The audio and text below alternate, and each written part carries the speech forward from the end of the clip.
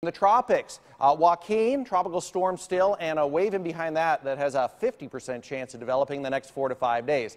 But let's talk about this one. Getting better organized, hurricane hunters flew through it during the day, finding it again with stronger winds, and it looks like the low-level center is underneath all this convection, which is an indication that it should continue to strengthen. Pretty good presentation on the satellite image here in the satellite loop, and not a lot of wind shear, warm water. Got a lot of stuff going for it as far as strengthening, and that's why in the next day or two we'll probably see a hurricane just east of the Bahamas. Here's the forecast track, taking it almost southwest the next 2 days, and then a big turn up the east coast after that. Why does it do that? Well, there's a big trough coming off the coast on the weekend, well, late in the week and into the weekend, and that should really drive this thing up into the northeast. The question at this point is whether it has any impact on land in the U.S. or if it stays offshore.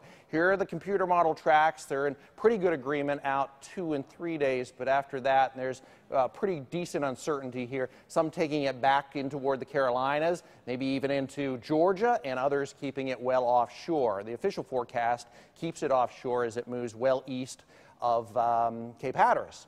So it's one to watch. We'll keep an eye on it, but at this point, with that trough coming down, it would be very unlikely to have an impact here as far as rain or wind. There's a look at the Vipercast tonight. Clearing sky, or at least partial clearing. There's 5, 6 in the morning. Spotty shower possible. Some clouds, but looking pretty good. Northwest wind tomorrow. A little unusual for this time of year. We'll take it, though. It should suppress our rain chances a little bit more than we've seen, and we'll pick up still a few isolated showers and storms, but it shouldn't be too widespread like this afternoon.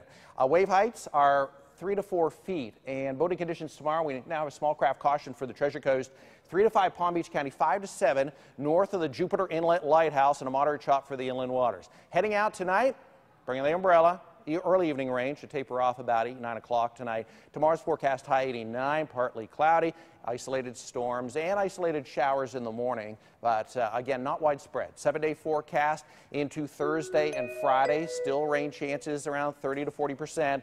And then we drop our temperatures, daytime highs in the mid-80s, overnight lows 70 to 72, and in a lot of spots away from the coastline, we are going to see 60s for our overnight lows this weekend. So fall is arriving, just perfect timing too, and just in time for the weekend.